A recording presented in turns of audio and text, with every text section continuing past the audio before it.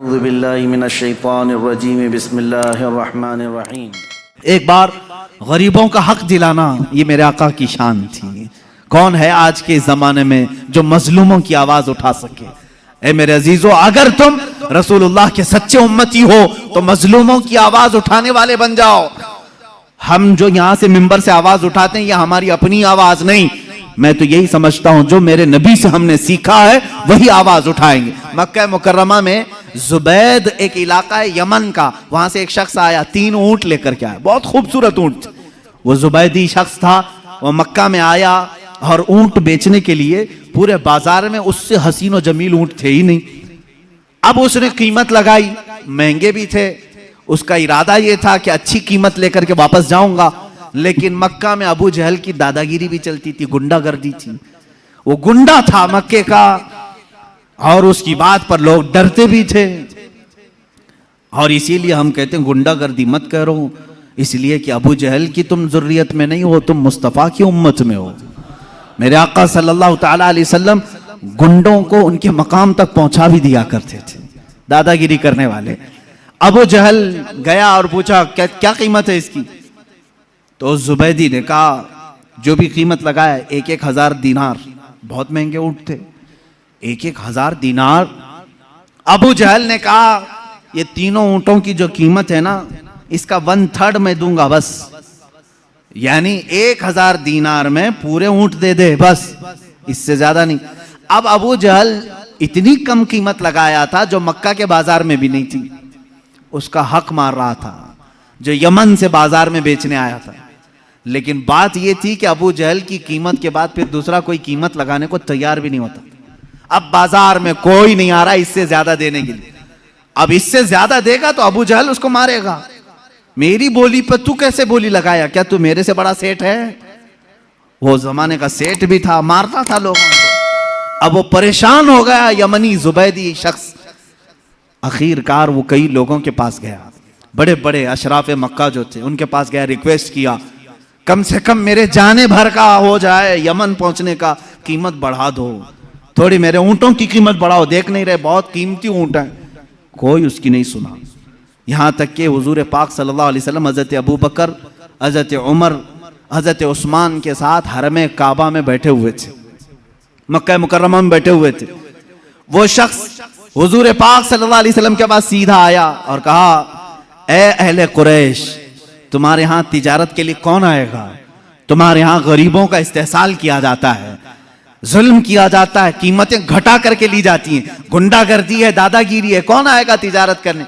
हुजूर पाक सल्लल्लाहु अलैहि वसल्लम खड़े हो गए, कहा कौन तेरे साथ गुंडागर्दी किया, कौन है तेरे साथ दादागिरी किया? उसने अपना पूरा वाकया सुनाया, मेरे ऊंटों की इतनी कीमत मैंने लगाई, अबू जहल ने गिरा करके इतनी कीमत लगाई और उसकी कीमत के बाद कोई दूसरा कीमत लगाने को तैयार ही नहीं। हुजूर पाक सल्लल्लाहु अलैहि वसल्लम ने फरमाया चल मैं तेरे साथ चलता हूं। बाजार में हुजूर तशरीफ लाए, बाजार में आए अल्लाह के नबी सल्लल्लाहु ताला अलैहि वसल्लम, पूरे बाजार में कोई उन ऊंटों को खरीदने की हिम्मत नहीं कर रहा है। हुजूर ने सारे मजमे में पुकार कर कहा तेरे ऊंटों की क्या कीमत है? उसने पहले जो कीमत बताई वही बताई, ये ऊंटों की कीमत। अल्लाह के नबी सल्लल्लाहु अलैहि वसल्लम ने फरमाया मंजूर है, मुझे मंजूर है। अबू जहल भी खड़ा था, खामोश खड़ा था, देख रहा था कि कौन कीमत लगाएगा। हुजूर ने लगाया, 3,000 दीनार दिए और तीनों ऊंट ले लिए और खुद बाजार में खड़े हो गए। अब कोई मुझसे ऊंट खरीदेगा? कोई है जो मुझसे ऊंट खरीदे? हुजूर ने तिजारत भी सिखाई, यहां तक कि हुजूर पाक सल्लल्लाहु ताला अलैहि वसल्लम ने 2 ऊंटों की कीमत वो रखी जो उसने 3 ऊंटों की रखी थी, बढ़ा करके, यानी 3 ऊंटों की 3,000 थी, हुजूर ने 2 ऊंटों की कीमत 3,000 रखी और उसी वक्त बाजार में खरीदार भी आए और बिक भी गए। एक ऊंट फायदे में बचा रहा, 3,000 जो हुजूर ने उसको दिए थे वो 3,000 2 ऊंटों में वापस आए, एक ऊंट फायदे में बचा रहा। उस एक ऊंट को मेरे आका सल्लल्लाहु अलैहि वसल्लम ने बेचा, तीसरा खरीदार आया और वो पूरे माल को वही यमनी जुबैदी शख्स के हवाले किया, अपने अहले खाना को, अपने घर वालों को सब में तकसीम किया। ये सब माजरा देख रहे थे, अबू जहल खड़ा था। सीधे हुजूर चलते हुए अबू जहल के पास आए, सीधे उससे कहा या उमर, उसका नाम उमर था, ए अबू जहल, ए उमर, आइंदा दोबारा किसी भी मजलूम के साथ ऐसा मामला ना करना, वरना तेरे साथ वो सुलूक होगा मेरी जानिब से जिसको तू कभी जिंदगी में पसंद नहीं करेगा। उसने कहा ठीक है, मैं वादा करता हूं आइंदा से किसी की कीमत नहीं गिराऊंगा। भीगी बिल्ली बन गया, डर गया इतना, जिसके रौब से सारे लोग डर रहे थे, कुछ नहीं। हुजूर शाहाना फतह के साथ निकले, सारे कुरैश के सरदार जल्दी जल्दी दौड़े आए। अबू जहल से कहा क्या हो गया, क्यों घिग्गी बन गई थी? मोहम्मद से डर गए?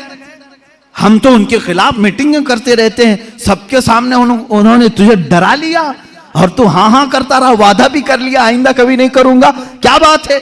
सुनो मेरे अजीजों, अल्लाह की अजीम फतह और नुसरत कैसी होती है। अबू जहल कहता है लोगों क्या बताऊं, बात यह है कि मोहम्मद की बात को मैं इनकार कर सकता था, लेकिन जब वो मेरे सामने बात करने के लिए आए तो मैंने देखा इधर 500 उधर 500 नेजा लेकर कोई लोग खड़े हुए थे। अगर मैं इनकार करता सारे नेजे मेरे ऊपर आ जाते थे। इतनी बड़ी जमात मोहम्मद अकेले लेकर के आए हैं, मैं मानता ना क्या करता, यहां मानू ना तो क्या करूं, मेरी जान तो नहीं दे सकता था। मैं मान लिया, जैसे ही मैं मान लिया वो जमात भी गायब हुई, मोहम्मद भी चले गए। मुझे मालूम था कि मोहम्मद कोई जमात लेकर के आए। मक्का वालों ने कहा कोई भी जमात नहीं थी, वो अकेले आए थे। मेरे अजीजों, ये अल्लाह की फतह है। कमजोरों के हक दिलाने के लिए जो खड़ा होता है, अल्लाह अपने फरिश्तों को उसका हामी बनाकर भेजता है।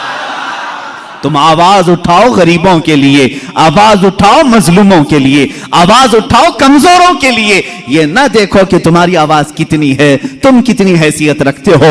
आज मुझे भी मालूम है मेरी कोई हैसियत नहीं, मेरे घर की कोई वैल्यू नहीं, मेरे पास कुछ नहीं, सिर्फ इसलिए बोलता हूं शायद अल्लाह रब्बुल इज्जत मेरे नबी के सदके कोई नुसरत की फौज जरूर भेजेगा जो कमजोरों के लिए आवाज उठाएगा।